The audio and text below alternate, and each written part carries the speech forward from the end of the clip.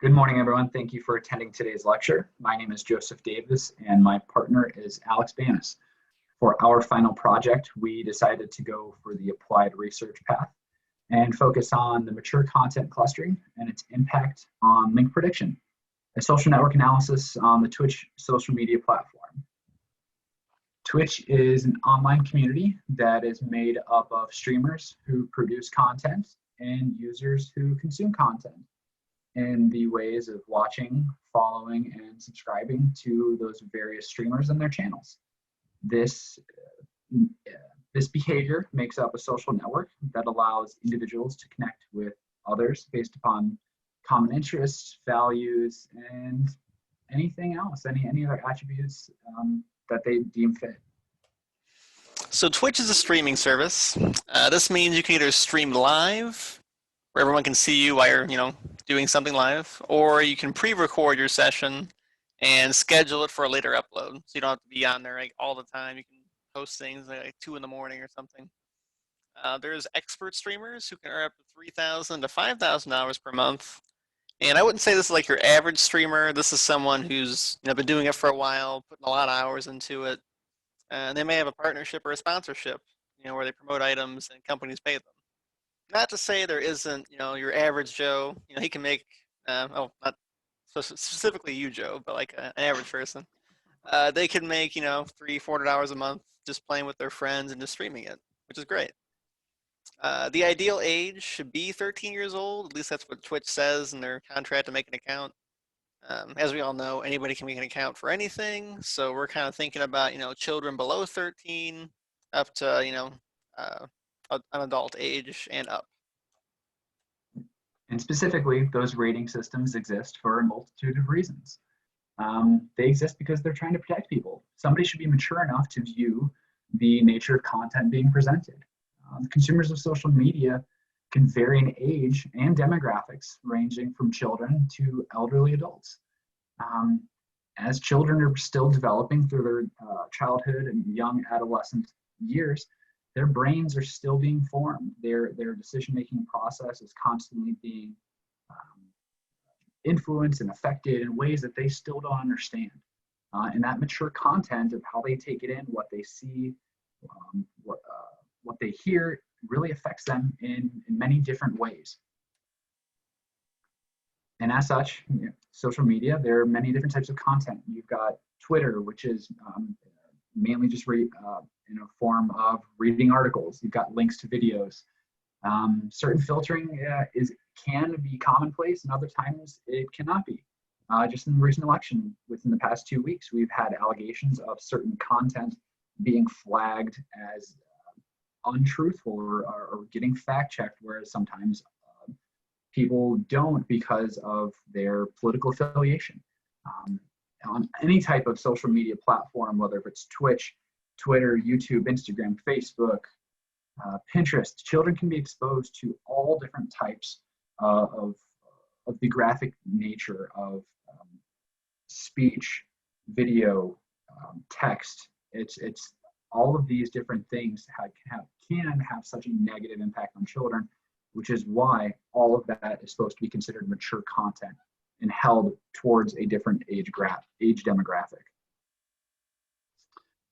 And the project goals we have are we wanted to perform social network analysis to identify which communities developed within the network itself. From there, we wanted to create some link prediction methods to test on one single data set. And then we wanted to take those same methods and see if we could reproduce them on multiple networks. One of the big components that we wanted to use this research study for was to give the example of somebody that wanted to start being a streamer. Then how do you give them the opportunity or give them the information to best penetrate the market and give them the best chances for success to start making money quickly? From the viewer's perspective, Twitch is, from the parent's perspective, every parent wants to know what their child's consuming. Parents can't watch their kids 24/7, so there has to be a level of trust from the parent, not only to the child, but also to the platform as well. that is my child is my child being recommended the correct content for what they have set their account up for, specifically mature content or non-mature content, and not only that, but based upon Twitch's algorithm, how likely is my child going to be recommended mature content as long as they are set up to watch only non-mature content. Further, taking a young child perspective, if I'm on the platform, how am I going to find what content do I want? You have on YouTube's algorithm page, you've got the recommended or watch next on the right side of the page. On Twitch's platform, you've got a multitude of pages, or you have a page of multitude of streams that you can choose from. And the questions arise: how am I being recommended this certain content? Is it viewership? Is it we've got multiple friends? Is it something that I've played in the past? How do all of those factors compute into recommendations for me? And streamers are friends with other streamers. You can create a common connection. You can add somebody as a friend, and applying that to a social network perspective, you've got two nodes, and you are able to create an edge between them, connecting the two nodes within that network. You can be related based upon similar content, previous games that both of you have played similarly to each other, or that you guys also subscribe to the same similar types of channels. And as such, those channels can be deemed mature content or appropriate for all ages. So then we have, from the streamer's perspective, what should I stream? When you're first starting out, you might not know what content you want to stream. If you're trying to make money, how do I make money? You might just want to stream what you want to, but then if you're looking at the monetary aspect, you might want to think about are there certain games to play? Should I be mature? Should I have non-mature content? These are just questions going through your mind when you're first starting out. And what's the competition? Who else are you competing with for these views, for this money? So you have your streaming preferences. So you have highly viewed content. You can maybe look up what you should be showing. What games, maybe what kind of videos. Mature and non-mature. That's maybe up to your personality, maybe how you talk. And then you have competition for gaining viewers. Who are you competing with to find out who gets what? Also, as a note here, streamers are not required to label their channel as mature on Twitch. You have the option to. From what we read, if you're mostly mature, you should probably put mature on there. But if you might have language, you say stuff once in a while, or play certain games, not all the time. You don't have to say you're mature. So this can kind of skew things a little bit because you might be in both categories. Next, how do you make money from Twitch? Some people wonder, how do I make money on YouTube, make money on TikTok? Well, on Twitch, you have a couple options. You have subscribers. So some subscribers actually pay a monthly fee to be a subscriber of you, and that actually makes your views worth more money. And then we got views here, just general views.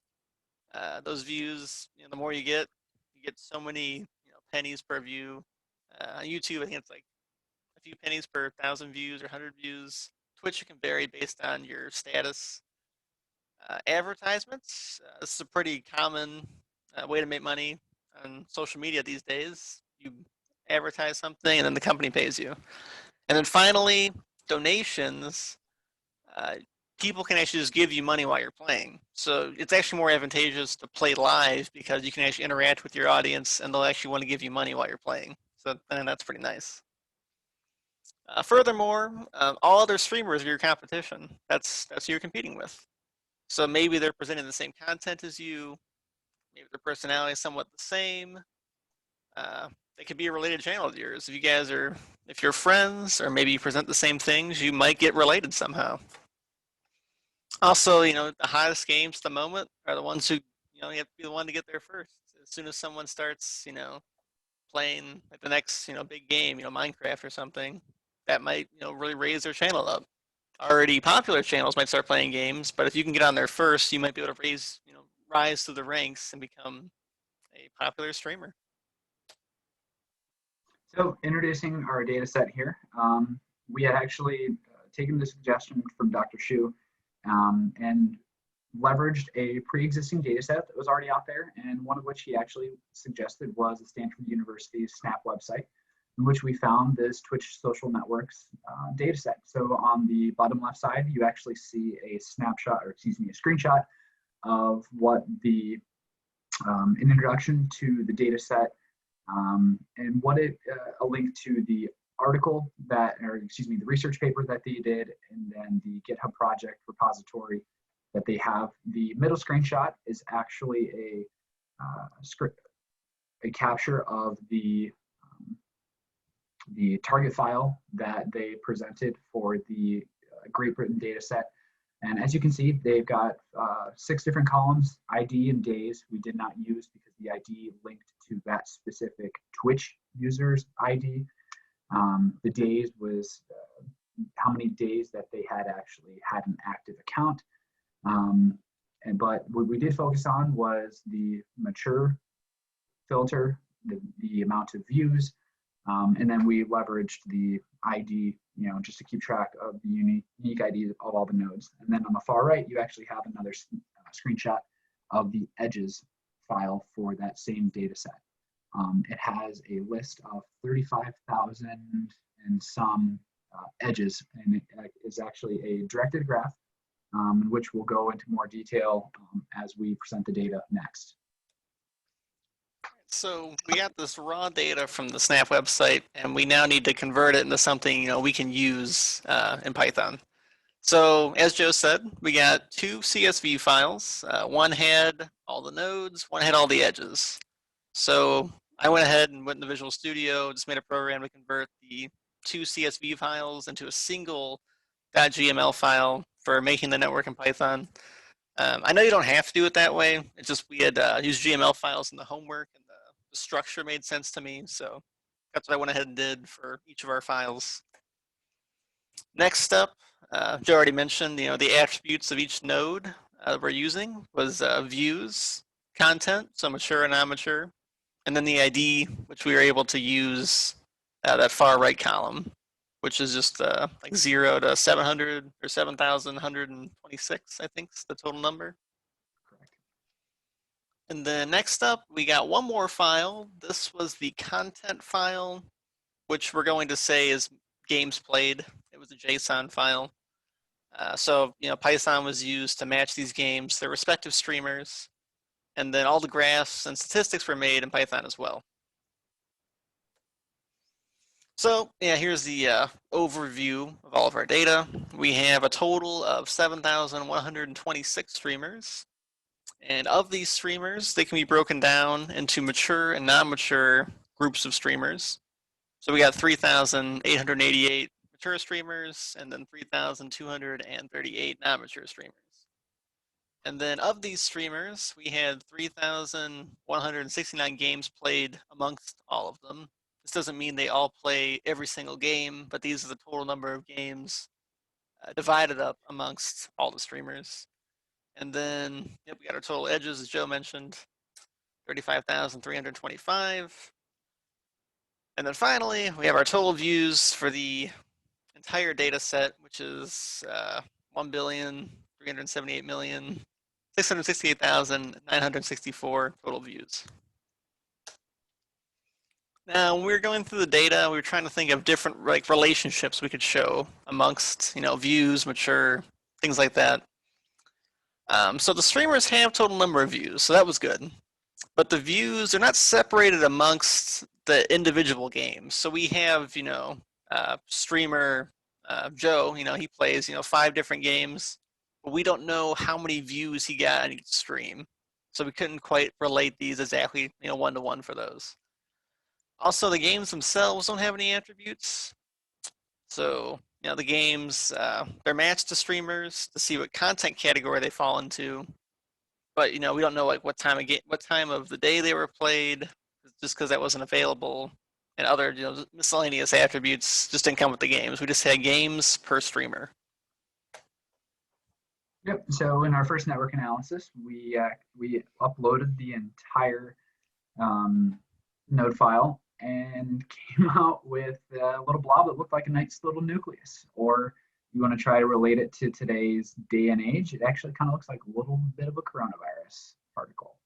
So this was really difficult to analyze. So we kind of had to go back to the drawing board and see what to do next. On the next slide, we actually focusing on nodes that had over 200 connections. The average degree of centrality for each node that we had was about 9.41. So on this one, we knew that we were trying to basically focus on nodes that had a much higher degree of centrality, knowing that they had most likely a greater impact on the behavior of the communities within the network itself. On the next slide, we actually did, sorry about that. Can you go back one more? Okay, yeah, we're good. So basically it seems like these largest players, stay on that one. Oh, this one? Okay. Yeah. Seems like these largest players had a significant fan base that is connected to all of them, and that they each have their own, likely more devoted fan base, particularly for the larger streamers that have their own community, as you can see on the edges of the central cluster. Now, if we go in the opposite direction on the next slide, this is going to show a graph of all the nodes with exactly one connection. This seems a little surprising. I would have thought that more people would have quote unquote been lurkers on a single channel, but it seems like a relatively small portion of people are only connected to a single person. As predicted, there are a few nodes that would get all of the connections. So kind of think Pareto or your Price's Law, which we will kind of get to in the next few slides. Yep. So on this slide, we actually took the previous slide and we added a little color to kind of flesh it out and really highlight some differences in what we're seeing here. As you can kind of see, every node has a color. Every node that has one connection we set as blue. Every node that had greater than 200 connections we set as red. And everybody else we just kind of threw as white. But if you look at the center here, you can kind of see that there are, I believe, 8 nodes that are very densely red, and almost each one of them has a ring of blue around them. So it was able to show some connections that existed between people that had one connection and the nodes that had the highest degree of centrality within the entire network. Then on this one, what we had actually done is we looked at the statistics of what the data was showing us. And we'll get into those in a little bit, but basically we took the top 40 overall, or excuse me, the top 20 mature and the top 20 non-mature nodes, and we put those into their own network, from which we were able to come to 3 communities, as you can see in this screenshot right here. There were 3 quote unquote super nodes, but those were just the nodes that had the highest degree of centrality, and they were able to affect the network the most. On the next slide, we were able to utilize the link prediction methods of, on the left-hand side, the preferential attachment from 3401 was designated as one of the nodes that had the highest degree of centrality as being a mature node, whereas 5842 and 4949 were also the other nodes with high degree of centrality, but those were non-mature nodes. And then I kind of did some link prediction based upon who was within what community. If you did have, if you had an active connection between 3401 and 4949, what was the likelihood that node 2934 on the 4th line down was going to be recommended what was the likelihood that a new edge would form with the other highest, or the node with the highest degree of centrality, 5842. Then off on the right side, sorry, the formatting got a little messed up, but on the right side, the Adamek-Adair link prediction method was utilized on the same exact set of nodes. And that one really took into account the impact of the degree centrality and the likelihood of forming new connections based upon that node's followers, how big their connection strength was. So then on the next slide, we're actually going to get into the statistical results of how we were able to interpret and come to these findings, and also justify why we wanted to slim down that data set instead of using the full 7,126 nodes available to us. Yep. So we have our, this is just like our initial data of total streamers by content versus total views. So this 388.8 that's how many streamers there were that present, that were gaining number of views by mature. And then the right side over here, there's 3,238 non-mature streamers who actually got almost double the number of views. So this is kind of something to think about, like throughout the presentation, that the non-mature category got more views, and that could have been because they didn't say they're mature. So that's why some of the link predictions were kind of linking non-mature to mature and vice versa, because they're somewhat in the same communities. So let's condense the data because there's a lot of data to look at. So initially we had stated that there could be the Pareto's law, the Pareto principle of 20% of people do 80% of the work. So 20% of the effort, 80% of the results. And it's also called the 80-20 rule for other people to have heard of that. So out of our 20% of 7,126 streamers, those are all the nodes, this is about 1,426 streamers. So that 20% had 1.3 billion, 1.349 billion of the views, and out of the total views, 1.378 billion. That's actually a very high percentage, like 97.9%. That's a lot of the work being done by 20% of the streamers. So we're actually going to take it one step further, because we noticed how skewed the data was just with an 80-20 rule, and we wanted to know if Price's law further applied. For those of you that are not familiar with Price's law, he theorized, or actually proved, that typically half the work is completed by the square root of the number of occurrences, or the number of people. So if you have, for example, if you have 100 people, his theorem postulates that 50% of the work will be accomplished by the square root of 100, which is 10. So you've got 10 people making up 50% of the work. So we applied that to our problem, and 85 is actually the square root of, or 84.2 is the square root of 7,126, but we rounded up to 85 just to give us an accurate number. And of the 85 streamers, they actually accounted for 82.1% of the work, which far, far surpasses the 50% threshold. And so we kind of kept seeing this pattern of the higher tiered people are so much more heavily weighted on the impact of the network as a whole. And Alex will get further into it, and why we justified slimming down our data even more. So here we're condensing the data set down a little more. So we're to stick with our top 20% of streamers. Like, that's a lot of the views already. So we can actually use the top 20 of those streamers who actually have 827 million of the views, which is actually a little more than half of the top 20%. So 20% account for almost 60% of the views.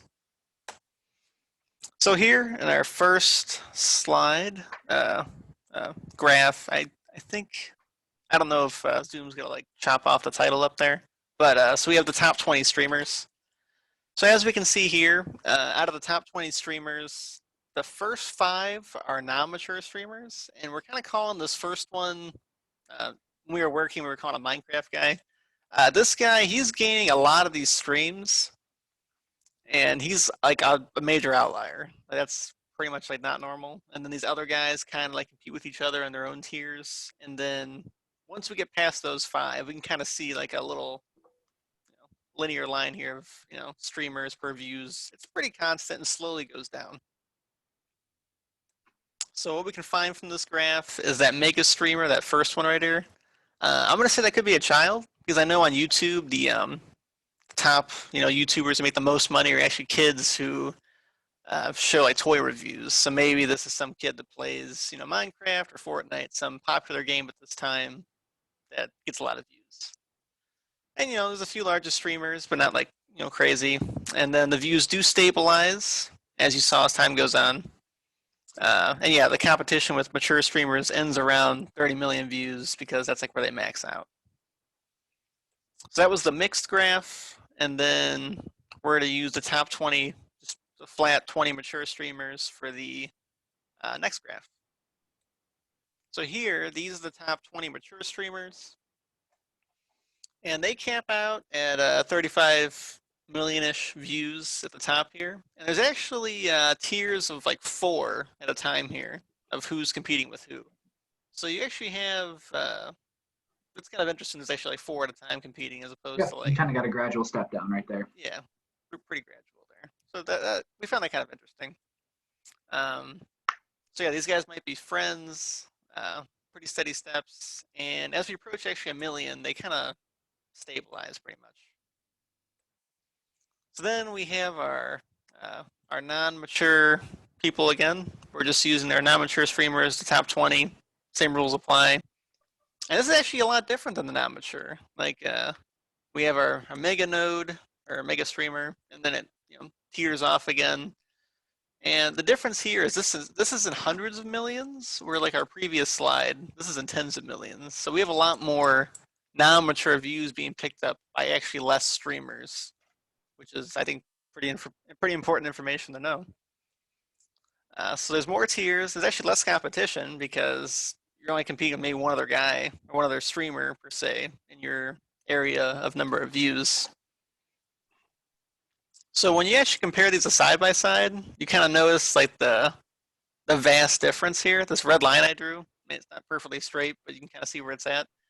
That red line is the top of the mature graph here on the right. So that's like how many more views the non-mature are gaining between the two content groups. Yep, so after comparing them, we see that non-mature is definitely gaining more views. And there's more competition amongst the mature streamers. There's more people seem to stream mature content or claim it's mature. And then one of our last graphs here, we have our top games by non-mature and mature streamers. And in every instance, we can actually see that the mature streamers tend to have a lot more people streaming than the non-mature. Not a lot, but like, the first one's like 500 more. And you can see most of these are kind of a large difference between the two. As you get closer to the bottom, there's still a decent amount of mature people playing than there are non-mature. So that's just good to know. Like if you're gonna stream on Twitch, you might want to go with non-mature because there seems to be less people in those categories, or maybe those games aren't as popular. So yep, here we go. We have our top game interpretation of the graph. So there's more competition amongst the mature streamers. And then finally, we have our conclusions here, which shows good a wrap up for us. So what we could tell from the data set and analyzing statistics, the statistical analysis and the network analysis, that Great Britain had more mature streamers, but their collective viewership accounts for only half that of non-mature streamers. So even though they had more numbers and flat out numbers of streamers, they had far less total number of views compared to the those collectively of the non-mature streamers. And link prediction methods. Nope, you're Sorry. good, yeah. You got link prediction with respect to the link predictions. Nodes do have a higher likelihood of forming new connections with nodes with a higher degree of centrality, as we observed through the 2 different types of link prediction calculations we performed. And you also do have the higher likelihood of a mature user being recommended to a non-mature streamer than you do a non-mature streamer being recommended a mature user streamer. So that's good to know. That's one thing we weren't expecting, I would say, but it was very good to know from a parenting perspective, from the worry of, is my child going to be recommended mature content when they're viewing something and I'm not around to help govern that. The next things we would like to do are, we've got 5 other data sets that we can be used for comparison. As of this point in time, we've only analyzed the Great Britain data set, but we've also got Russia, German, France, Portugal. Yep, thank you, Portugal, and then Spain. But Alex did come across an issue, or multiple instances of duplicate records in the French data set, where they have multiple nodes. And one of the things we would like to do at the conclusion of our project is to fix that data and then re-upload it and submit it to the Snap website to prevent other people from not realizing that there's duplicates in there and possibly having correct data. And you're really not going to notice until like you go to run and like build the graph, and then it says there's an error. Like when you go to like look for a specific node, it will give you duplicates, and then it'll break. So that's kind of where I figured it out. You can still build the graph, but you actually got to look for like specific node. That's when it breaks. Yep, and one of the things that we are very excited to see is if or when we run these same methods on other data sets, to see if those outcomes were consistent or if they're inconsistent. And is that because of cultural differences? Is it because of different types of games that are being played? It's very, we're excited to see where it's going to lead over the next few days as we continue to explore the final wrapping up of this project. And at this point in time, we'd welcome it open the floor to any questions you guys may have. And hopefully we can answer those questions. So thank you, everyone. And this is our presentation.